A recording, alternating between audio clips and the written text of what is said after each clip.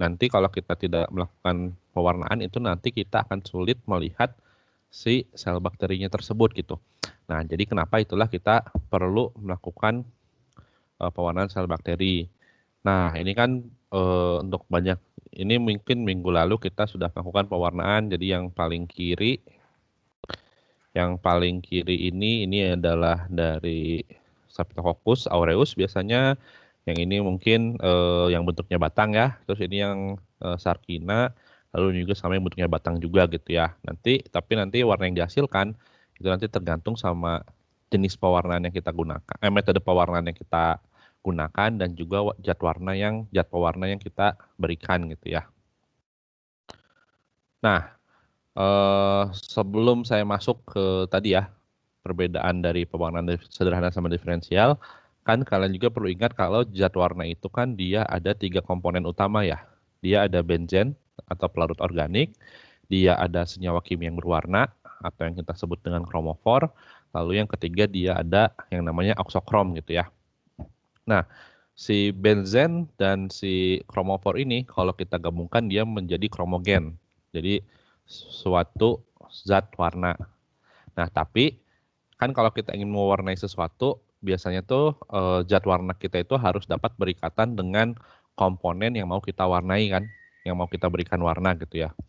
Nah, tapi biasanya kalau kromogen ini, yaitu benzen dan si kromofor ini, dia itu belum mempunyai muatan gitu. Jadi dia belum bisa berikatan, dia cuma kita cuma punya zat warna gitu ya. Yang saya sebut itu zat warna gitu ya. Itu kromogen itu kan zat warnanya. Nah, tapi ketika kita tambahkan suatu senyawa oksokrom yang dia bisa mempunyai sifat ataupun memberikan sifat tertentu pada zat warna tersebut, apakah nanti dia jadi bermuatan positif atau bermuatan negatif gitu kan. Nah, itu baru yang kita sebut dengan zat pewarna gitu ya. Jadi zat pewarna itu ada 3 komponen ya, ingat eh, ada benzen, ada kromofor, sama ada oksokrom gitu. Kalau kan bisa juga sih bilang 2, yaitu 2 itu berarti dia kromogen sama si oksokrom gitu ya. Tapi intinya zat warna itu seperti itu.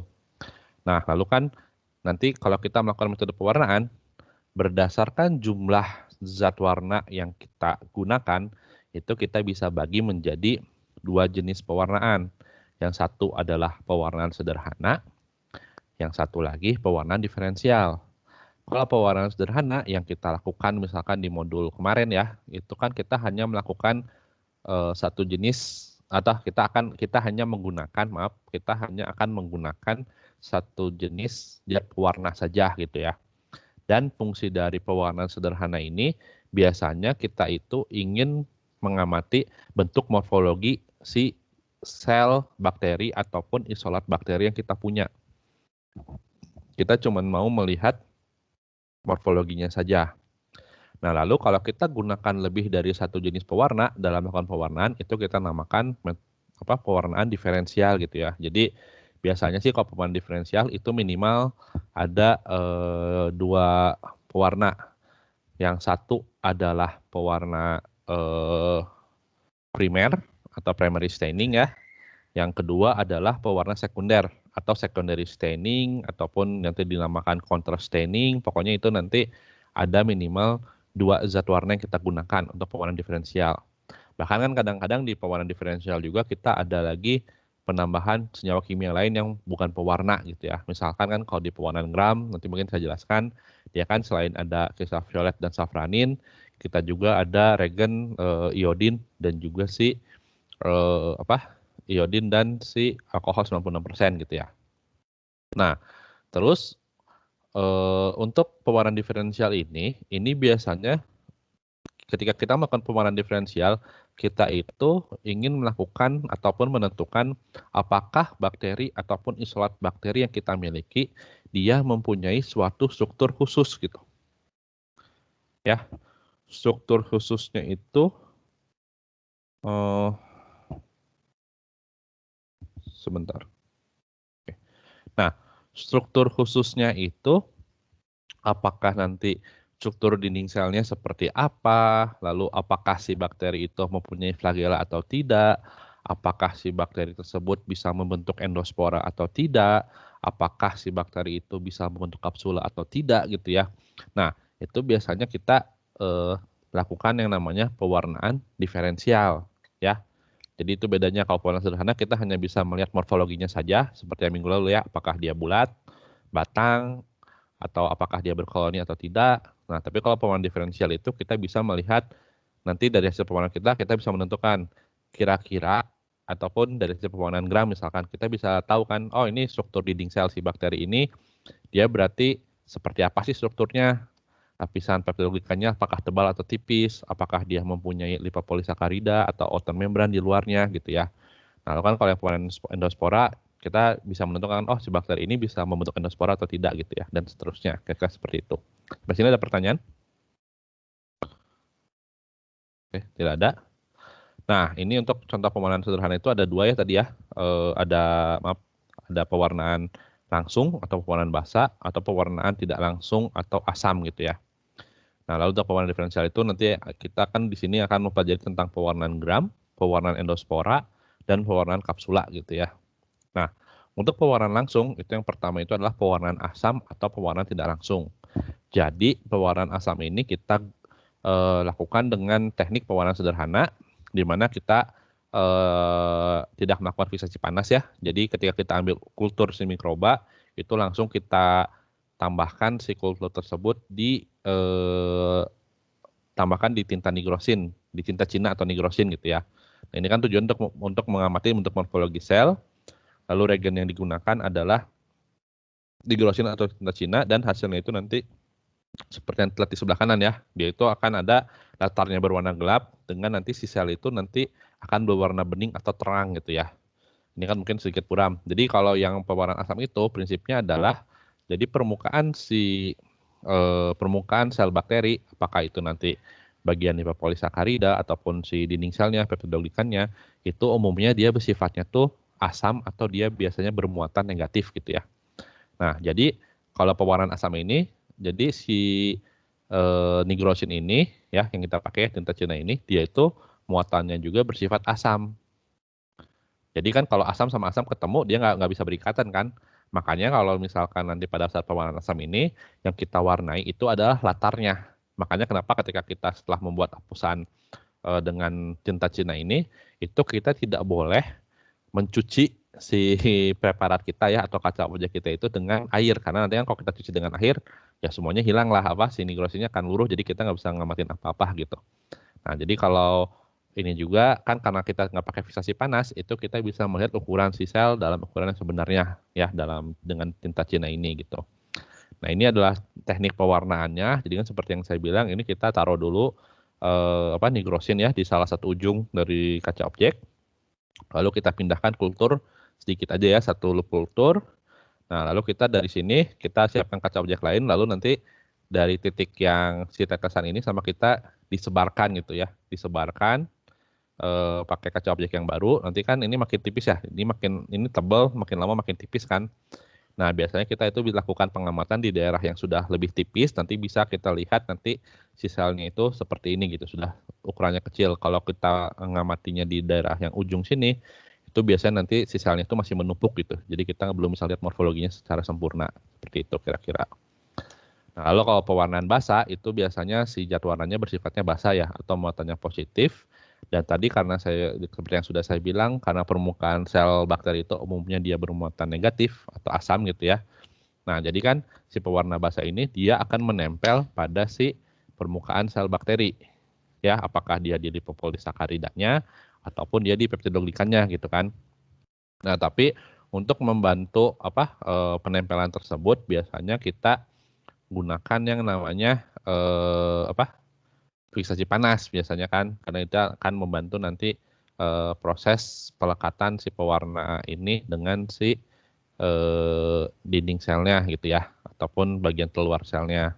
Nah, pewarna basa ini sama seperti pewarnaan asam, yaitu tujuannya untuk mengamati morfologi sel, dan reagennya itu bisa kita gunakan kristal violet, safranin, ataupun metilen biru. Jadi selama dia itu sifatnya ini adalah untuk mewarnai si sel bakterinya gitu ya. Jadi dia asal bisa berikatan dengan permukaan sel bakteri, itu bisa kita gunakan dan kategorikan sebagai pewarna basa. Nah, kalau hasil dari pewarnaan basa ini biasanya selnya itu akan berwarna ya, seperti yang kalian sudah lihat minggu lalu. dengan latarnya itu warnanya bening atau terang gitu ya, karena kan kita lakukan pencucian ya. Tapi kan ketika kita cuci dengan air,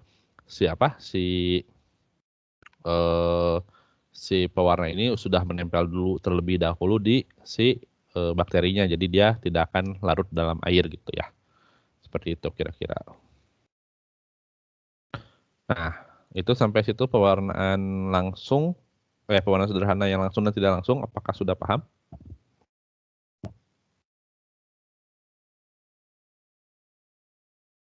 Halo?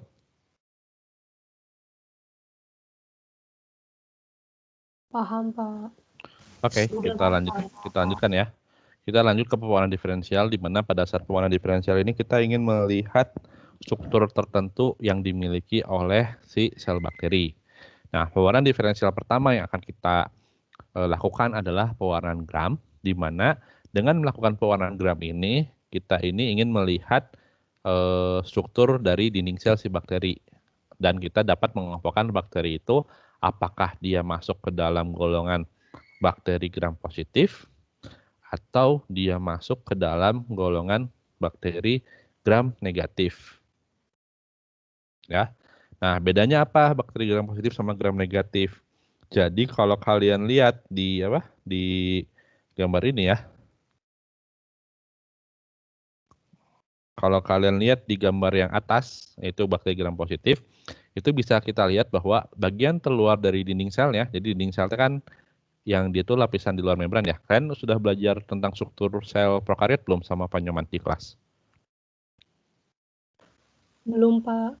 Oke, jadi kalau kita bicara sel mikroba, itu berarti sel mikroba itu dia ada membran sel, dan di dalam membran sel itu dia ada sitoplasma, ada ribosom, dan ada materi genetik ataupun nukleoid ya. Tapi kan kalau sel prokariot itu dia tidak mempunyai organel ataupun selubung membran dalam ya. Jadi dia si materi genetik itu bukan ada di inti sel, tapi ya di bagian daerah inti yang namanya nuclear region gitu ya, atau nukleoid. Itu nanti mungkin akan dijelaskan lebih lanjut oleh Pak Nyoman ya. Tapi ya mungkin Jumat ini atau enggak nanti di pertemuan berikutnya di kelas. Nah, tapi kan dia si sitoplasma, ribosom, dan nukleoid itu kan dilindungi oleh membran sel kan. Nah, tapi di bakteri, di luar membran sel itu ada struktur lagi yang kita namakan dinding sel. Nah, untuk bakteri Gram positif, dinding sel ini terutama tersusun dari peptidoglikan, hampir 75% tuh dengan peptidoglikan gitu ya. Jadi kalau kalian lihat ini Gram positif ini kan dia yang warna ini membran, itu baru dia warna ungu ini adalah peptidoglikannya. Ini kalau Gram positif. Nah, kalau bakteri Gram negatif, dia di atas membran itu, dia ada peptidoglikan ya, dinding sel, tapi ukuran dinding sel dari bakteri Gram negatif itu lebih tipis daripada yang Gram positif. Karena di Gram negatif itu dia mempunyai yang namanya struktur membran luar yang terdiri dari lapisan lipopolisakarida. Jadi seperti ini nih. Jadi kalau ini membran yang warna kuning, lalu dinding sel tuh peptidoglikan tuh warnanya ungu, lalu membran luar atau lipopolisacaridanya itu akan berwarna merah gitu ya. Jadi seperti ini. Sedangkan kalau di Gram positif kan dia tidak punya membran luar gitu ya. Nah, perbedaan dari struktur dinding sel ini itu kita bisa amati ataupun tentukan melalui metode pewarnaan Gram gitu. Nah, jadi pewarnaan Gram ini, dan ingat ya, pewarnaan Gram ini Gram ini adalah nama penemu si pewarna tersebut, makanya kalau pewarnaan Gram itu G-nya itu harus kita tulis dengan besar gitu ya. Jangan salah, nanti tolong diperiksa lagi di jurnal sama diperbaiki lagi di jurnal dan laporannya. Nah, jadi untuk pewarna Gram ini biasa kita gunakan frisasi panas dan kita gunakan 4 regen, ultraviolet, iodin, alkohol, dan safranin. Ada yang tahu fungsi masing-masing regen ini apa?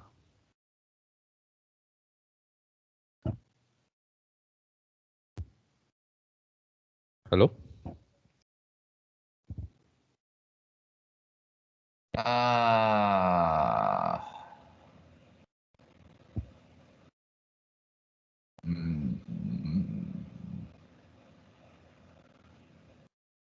Ya mohon maaf Pak, tadi itu untuk semua reagen ya? Iya, untuk semua. Atau yang kamu tahu aja nggak apa-apa. Coba ke ultravioletnya Oke. sebagai apa, safranin sebagai apa, iodin sebagai apa, alkohol sebagai apa. Nggak usah semuanya, satu-satu aja. Ultraviolet sebagai pewarna primer dalam pewarnaan Gram. pewarna gram yang memberi kristal violet sebagai pewarna primer dalam pewarnaan gram, ya iodin sebagai pencuci dalam tanda kutip untuk kristal violet. Terus safranin itu digunakan untuk pewarna pembanding untuk sel bakteri gram negatif. Dan ada juga nigrosin untuk Bukan nigrosin. pewarnaan kapsul. Bukan Maaf, nigrosin, apa? ini kan pewarnaan gram. Kan saya hanya bicara Saya pewarnaan gram. pewarnaan gram ya. Oke. Berarti hanya kristal violet, iodin, lugol, dan safranin. Ini kan ada alkohol juga. Ini di slide saya kan ini ada nih. Jadi ada 4 regen ya di pewarna gram ya. Ada kristal violet tadi sebagai pewarna primer atau pewarna utama. Lalu safranin dia itu sebagai pewarna sekunder atau contrastaining-nya gitu ya. Nah, lalu ada lagi 2 regen yang dia bukan pewarna tapi membantu juga dalam proses pewarnaan, yaitu adalah iodin dan alkohol 96%. Kalau alkohol 96% itu yang sifatnya untuk mencuci si kristal violet ataupun lipopolisakarida yang menempel lipopolisakarida yang ada di luar permukaan bakteri gram negatif. Sedangkan kalau iodin itu dia sebagai mordan. Jadi kalau kalian baca lagi ya prinsip dari pewarnaan gram itu, jadi kan ketika kita tambahkan kristal violet ataupun pewarna primer, itu nanti si pewarna primer ini atau kristal violetnya akan menempel di bagian peptidoglikannya gitu kan. Kalau di gram positif di peptidoglikan, kalau di gram negatif dia akan menempel di bagian lipopolisakaridanya gitu ya. Kan karena bagian keluar dari selnya gitu. Nah, ketika kita tambahkan iodin, jadi kan sebelumnya itu akan ada kalau di gram positif itu kan ada kristal violet plus peptidoglikan ya, kompleksnya. Nah, ketika tambahkan iodin itu nanti kompleks akan juga terbentuk kompleks yang lebih kuat, yaitu kompleks kristal violet, iodin, dan si peptidoglikannya. Jadi CV, I, sama P ya, kompleks itu, dan dia kuat gitu ya. Sedangkan kalau di sini kan walaupun kita tambahkan iodin, karena dia menempel di lipopolisakarida kan, ya sudah tidak akan terjadi apa-apa gitu. Nah, tapi ketika kita tambahkan alkohol 96%, kan kalau di sini tuh peptidoglikanya sudah berikatan dengan kristal violet ya, dan cukup kuat ikatannya, diperkuat oleh iodin yang berperan sebagai mordan. Ketika kita tambahkan alkohol 96%, itu nanti warna ungu ataupun si kristal violet yang ada di sini tuh tidak akan terlarut, karena kan dia sudah berikatan dengan si peptidoglikanya. Nah, tapi kalau di gram negatif, karena kan lapisan keluarnya tuh lipopolisakarida ya, dan ketika kita tambahkan alkohol 96%, ini nanti lapisan lipopolisakaridanya ini akan larut dalam alkohol. Dan kalau lipopolisakaridanya larut, berarti kan nanti yang yang kristal violet yang menempel ke lipopolisakaridanya itu akan terlarut juga kan oleh alkohol kan, karena kan si lipopolisakaridanya larut karena dia lipid kan, larut dalam alkohol, nanti dia akan mengekspos bagian peptidoglikan yang sebelumnya tuh tidak terwarnai kan. Jadi ketika ditambahkan safranin sebagai contrastaining, untuk bakteri gram negatif itu nanti akan berikatan dengan peptidoglikan yang terekspos, jadi warnanya itu akan berubah menjadi warna merah. Paham nggak prinsipnya? Kenapa misalkan gram positif ungu, gram negatif merah? Jadi kalau gram negatif seperti itu ya, ketika dicuci dengan alkohol, lipopolisakaridanya larut, dan ketika kita tambahkan safranin, berarti nanti safranin ini menempel pada bagian si peptidoglikan ini, makanya si selnya akan terwarnai warna merah. Paham ya? Karena kan sebelumnya kristal violet itu nempelnya di lipopolisakarida dan lipopolisakaridanya lepas dari permukaan sel, berarti kan ya warna ungunya juga akan terlepas gitu. Nah, sedangkan kalau di gram positif, ketika kita tambahkan alkohol, karena bagian keluarnya kan peptidoglikan, dan peptidoglikan ini tidak larut dalam alkohol, dan dia juga sudah membentuk ikatan kompleks yang kuat dengan si kristal violet. Jadi warnanya tetap ungu kan. Dan ketika kita tambahkan safranin tersebut tidak punya tempat untuk menempel pada dinding sel, pada peptidoglikannya, karena kan peptidoglikannya sudah bereaksi dengan si kristal violet kan. Makanya kalau gram positif, dia akan tetap warnanya ungu. Nah, jadi tujuan dari pewarnaan gram itu, kita untuk mengelompokkan bakteri ataupun isolat berdasarkan dari komposisi dinding selnya gitu. Jadi selain dari morfologinya kelihatan, kita juga bisa tahu, oh si bakteri ini apakah gram positif atau gram negatif gitu. Paham nggak sampai sini? Ada yang ingin ditanyakan untuk konsep pewarnaan gram?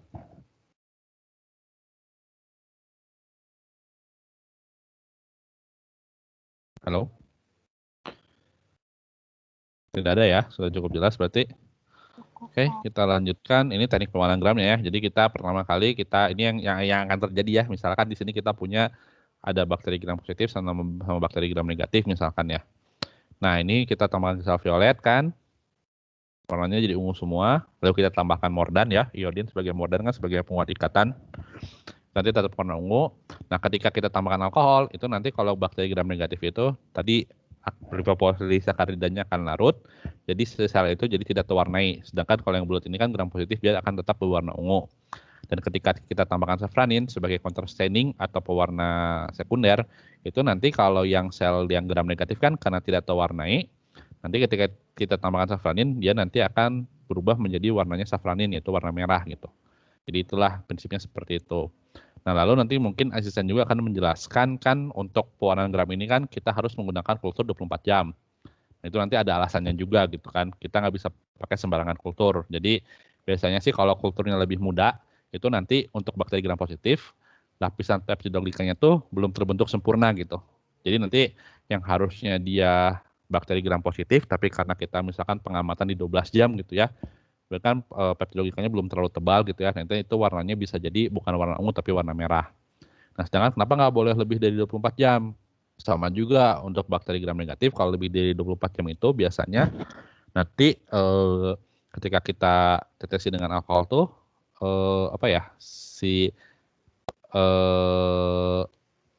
si peptidoglikanya itu sudah cukup tebal, lebih tebal, jadi dia nanti walaupun larut itu tetap ada kristal violet yang menempel pada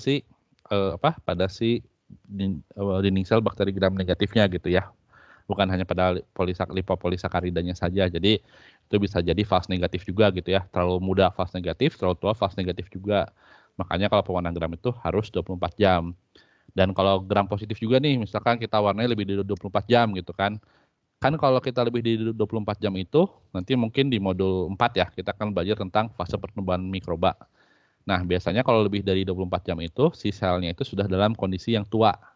Kalau kondisi selnya tua, itu berarti sel itu akan mengalami kematian dan integritas si dinding selnya itu tidak akan sekuat pada usia 24 jam gitu. Jadi biasanya kalau di atas 24 jam itu di atas 30 jam ke atas gitu ya. Itu biasanya selnya kan sudah banyak yang mati ya karena kekurangan nutrisi biasanya di mediumnya.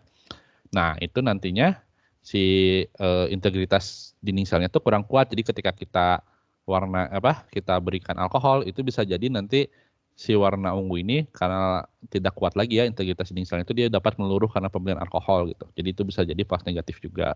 Jadi itu kenapa di pewarnaan gram ini dia harus 24 jam. Nanti mungkin asisten bisa menjelaskan lagi ke kalian lebih mendalam gitu. Nah, lalu untuk yang teknik pewarnaan diferensial yang kedua itu adalah endospora. Nah, jadi kalau endospora ini kita gunakan regen namanya malakit hijau dan safranin. Di sini kita itu untuk menentukan apakah isolat kita tuh bisa membentuk endospora atau tidak. Dan endospora ini, ingat ya, ini berbeda dengan jamur, dengan spora jamur. Kenapa? Karena kalau kalau spora jamur kan dia untuk berkembang biak ya, perkembangan generatif. Tapi kalau endospora bakteri, dia itu hanya khusus untuk survival dalam kondisi ekstrim. Jadi kalau kalian baca lagi tentang endospora tuh, dia adalah struktur yang sangat kuat terhadap kekeringan, suhu tinggi, asam, atau basah. Jadi dia struktur yang sangat kuat dan dia dapat mengalami germinasi kembali ketika mikroba itu tumbuh lagi pada kondisi yang optimum gitu ya. Dan kalau pada pewarnaan endospora ini kan kita melakukannya pada suhu misalkan di atas pada usia inokulum maksud saya di atas 48 jam. Kenapa? Karena pada saat 48 jam itu kita asumsikan sel itu sudah dalam fase stasioner di mana di medium yang kan kultur itu biasanya kita tumbuhkan dulu di medium ya. Nah, di usia lebih dari 48 jam itu nutrisi yang ada dalam medium tuh semakin sedikit sehingga kita menginduksi sel bakteri tersebut untuk membentuk endospora gitu.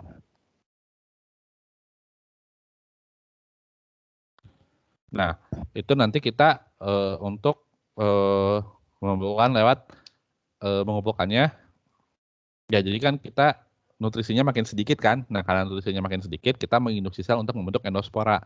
Nah, endospora itu terbentuknya itu bisa macam-macam. Bisa nanti ada yang di dalam sel ya, seperti ini. Sebenarnya kita pengen itu endosporanya itu di dalam sel nih.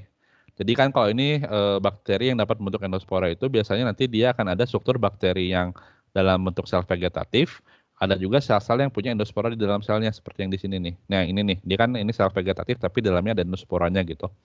Nah, tapi kalau misalkan kita lebih dari 48 jam kan sampai 72 nih. Kita lebih dari 72 jam. Perlu kan ingat, kalau endospora itu sudah terbentuk di dalam sel, selnya tersebut nanti akan mengalami lisis ya, ataupun mengalami kematian, dan nanti endosporanya akan dikeluarkan dari dalam sel. Nah, jadi kalau misalkan kita nanti makin lama pengamatannya ya, umur selnya makin lama, itu nanti sporanya itu jadi spora bebas gitu. Jadi ketika kita berikan malakit hijau itu, nanti malakit hijau ini dia bisa berikatan dengan si endospora si bakterinya. Jadi nanti kalian kalau melihat tuh ya, nanti kan ada sel tuh batang, harusnya batang, terus tiba-tiba kok ini banyak yang bulatnya, yang batangnya dikit tapi warna hijau gitu ya, si yang bulat-bulatnya itu. Nah, itu berarti itu sudah banyak endospora yang sudah dikeluarkan di dalam sel gitu. Sedangkan yang kita inginkan adalah sebenarnya pengamati nanti itu ini pengennya tuh endosporanya masih di dalam sel gitu. Nanti akan bergantung juga sama si umur inokulumnya gitu. Paham ya? Dan endospora kan biasanya bentuknya bulat ya. Jadi kadang-kadang bisa juga pada saat kita pewarnaan sederhana nih ya. Sebagai pewarnaan sederhana kan kita cuma melihat morfologi. Tapi kalau pewarnaan sederhana kita pakai kultur yang terlalu tua, misalkan 48 sampai 72 jam, itu nanti bisa jadi pada saat kita pewarnaan sederhana itu nanti akan ada sel yang bentuknya batang, ada yang bulat gitu. Nah, bulat itu belum tentu kontaminasi, tapi mungkin juga dia adalah endosporanya. Kalau si sel tersebut bisa menghasilkan endospora. Paham ya sampai sini ya? Jadi kan kalau sini kan ditambahkan malakit hijau, jadi malakit hijau itu ukurannya kan kecil, jadi dia bisa penetrasi ke dalam membran sel untuk mewarnai endosporanya gitu. Nah, tapi malakit hijau ini itu tidak bisa mewarnai dinding sel. Jadi ketika kita cuci, sebenarnya nanti malakit hijau yang nempel di dinding sel itu akan luruh kan, akan tercuci. Nah, makanya kalau kita berikan safranin sebagai contrastingnya ataupun pewarna sekundernya, nanti si selnya itu kewarnai merah, sedangkan malakit hijaunya kan dia hanya berikatan dengan baik dengan endospora. Nah, jadi malakit hijaunya akan mewarnai endosporanya, tapi bukan si selnya gitu. Makanya kita bisa kasih safranin gitu ya. Kayak situ. Ya. Punten waktunya 3 menit lagi. Oke, nggak apa-apa, santai. Saya tinggal kapsula doang. Nah, ini kalau warna endospora gini ya, kita jadi diberikan dipanaskan ya, diberikan uap air, jadi sehingga pori-pori membran terbuka sehingga endosporanya malakit hijaunya mudah masuk ke dalam sel. Nanti dicuci, kita berikan safranin, nanti baru kita amati. Jadi hasilnya seperti yang tadi, seperti yang ini gitu ya. Hasilnya kan seperti ini. Nah, nanti mungkin asisten bisa menjelaskan kenapa kita perlu dipanaskan gitu ya, kenapa perlu diberikan kertas hisap, itu nanti bisa dijelaskan oleh asisten. Nah, lalu yang terakhir, kalau kapsula ini itu adalah salah satu struktur yang dimiliki bakteri tertentu ya, terutama bakteri yang sifatnya patogen, di mana bakteri patogen ini dia membutuhkan kapsula untuk menghindari sistem imun kita. Jadi kalau saya nggak tahu sih kan belajar nggak di waktu SMA kan ada sistem imun tuh, ada yang namanya sel makrofaga ya. Makrofaga itu kan jadi kalau ada sel asing yang masuk nih ke dalam tubuh kita dimakan sama makrofaga lalu dipecahkan si sel tersebut oleh si makrofaganya. Nah, tapi dengan adanya kapsula pada beberapa bakteri, ketika dia masuk ke dalam makrofaga itu nanti dia bisa mengelabui makrofaga dan dia bisa keluar lagi dari makrofaganya gitu ya. Nah, itu adalah fungsi kapsula pada beberapa bakteri, terutama yang bakteri patogen. Nah, kapsula ini kita nggak boleh pakai fixasi panas. Jadi ingat ya, pewarnaan gram, terus pewarnaan sederhana yang langsung, sama pewarnaan endospora kita pakai fixasi panas, sedangkan kapsula dan pewarnaan tidak langsung, yang pewarnaan sederhana tidak langsung itu nggak pakai fixasi panas. Ingat, jangan sampai ketukar juga. Nah, kalau pewarna kapsula ini kita pakai 2 regen, kristal violet sama CO4. Nah, tapi ingat, pada pewarna kapsula, kan kalau yang lain kita pakainya medium NA ya, walaupun umurnya macam-macam gitu kan. Nah, tapi kalau yang kapsula, ini kita pakainya medium skimming agar. Kenapa? Karena kapsula itu terbentuk dari polisakarida, glicoprotein, dan juga nanti ada polipeptida gitu ya. Yang beberapa senyawa tersebut itu tidak dapat ditemukan di medium nutrien agar biasa gitu, di medium NA biasa. Sedangkan kalau di skim milk kan dia ada gula polisakarida seperti laktosa yang bisa jadi galaktosa sama glukosa. Nah, biasanya polisakarida ini adalah prekursor dari kapsula tersebut. Jadi ketika ingin membentuk kapsula, tentu saja sel itu harus punya nutrien tertentu untuk dapat membantu dia membentuk kapsula itu sendiri gitu ya. Nah, jadi kalau pada pengampatannya kita pakai kristal violet, jadi kan si selnya akan biasa kan terwarnai kristal violet, sedangkan CO4 ini nanti dia akan mewarnai si kapsulanya. Dan kita nggak bisa membelah kristal violet dengan air karena kapsula itu larut dalam air gitu ya. Nah, jadi ini bisa lihat seperti ini. Jadi kira-kira kalau kapsul sen itu nanti kita tuh selnya kan berwarna ungu, nanti kapsula itu akan berwarna biru muda gitu ya. Jadi bisa berikatan dengan si CO4-nya. Nah, ini teknik pembuatan kapsulanya ya. Jadi langsung kan karena nggak pakai fiksasi, jadi langsung kita kristal violet, kita inokulasikan si bakterinya. Nah, lalu kita apakah bisa disebar ataupun disebarnya bisa pakai kaca objek ataupun pakai wase. Nah, lalu pada saat mencuci kita pakainya yang CO4 karena kalau kita pakai air nanti kapsulanya itu akan larut dalam air. Karena kan tadi dia polisakarida sama si polipeptida itu kan. Nah, biasanya dia akan larut dalam air gitu. Makanya kita harus pakai CO4 ini. Nah, itu mungkin yang bisa saya sampaikan. Sebelum saya serahkan lagi pada asisten, ada yang punya pertanyaan?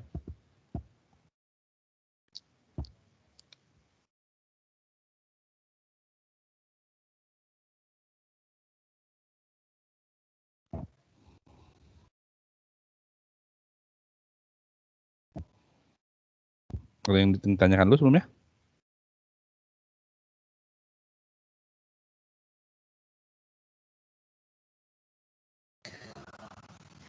Belum, Pak. Sepertinya tidak ada, Pak. Nanti dilanjut ke asisten aja. Oke, kalau kalian ada pertanyaan nanti bisa ditanyakan juga ya ke asisten. Misalkan asisten penjelasan lagi. Karena kan tadi kan saya hanya pengarahan sebentar ya. Mungkin nanti asisten akan lebih lama diskusi dengan kalian.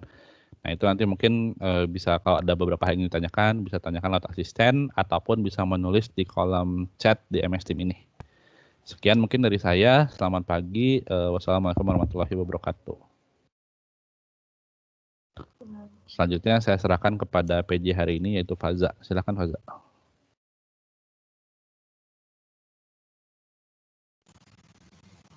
Baik Pak, terima kasih. Saya lagi share screen PPT-nya. Udah ada belum ya? Belum, Kak. Belum ada Enggak. di saya. Belum ada.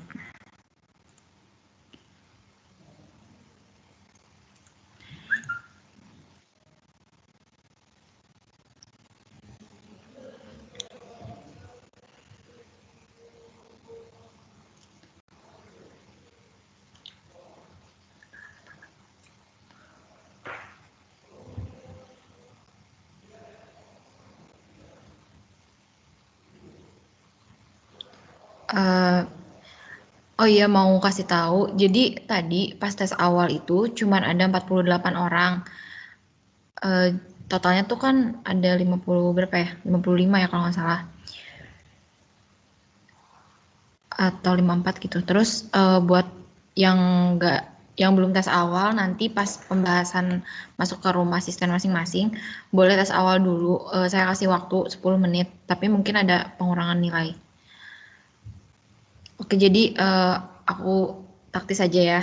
Di sini kan kita mau praktikum modul 2 pewarnaan sel bakteri, terus kalian juga tadi udah tes awal. Jadi tadi udah dijelaskan sama Pak Aryan juga kalau pewarnaan sel bakteri itu kan ada 2. Jadi buat pewarnaan sederhana sama pewarnaan diferensial. Nah, kalau buat pewarnaan sederhana ini kan kita cuma pakai satu jenis zat pewarna ya. Terus kalau buat diferensial sendiri ini ada lebih dari satu jenis zat pewarna. Buat di praktikum kali ini kita bakal melakukan pewarnaan basa, pewarnaan asam, terus ada pewarnaan gram, pewarnaan kapsula sama endospora.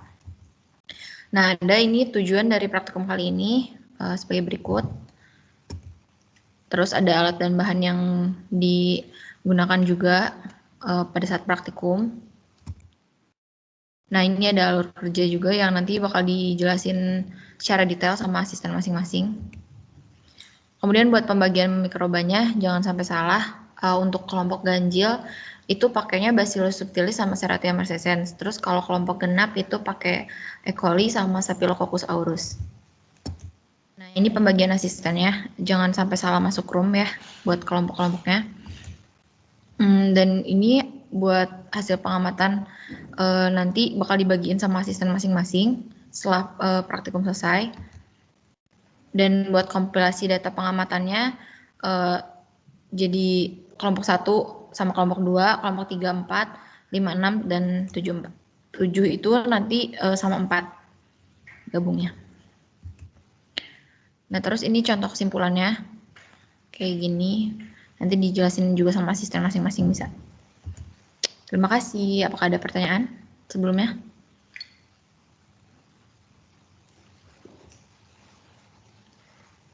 Cukup, Kak. Belum ada. Ya, gimana?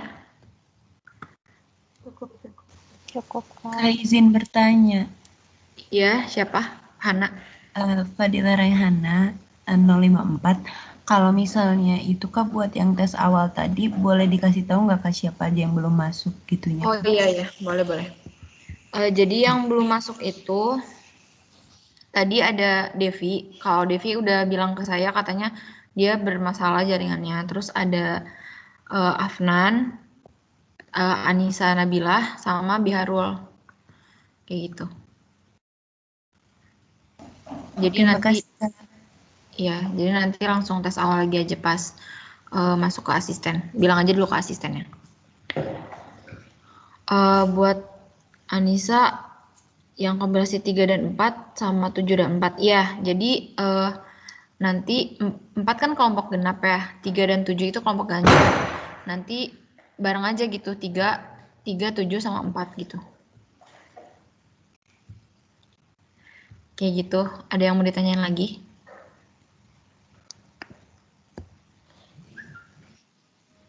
Oke, sama-sama. Kalau nggak ada, saya cukupkan buat pengantar praktikum hari ini. Silakan ke room asisten masing-masing, ke kelompok masing-masing. Selamat praktikum. Makasih, Kak. Terima kasih, Kak. Terima kasih Kak. Terima kasih, Kak. Makasih, Kak.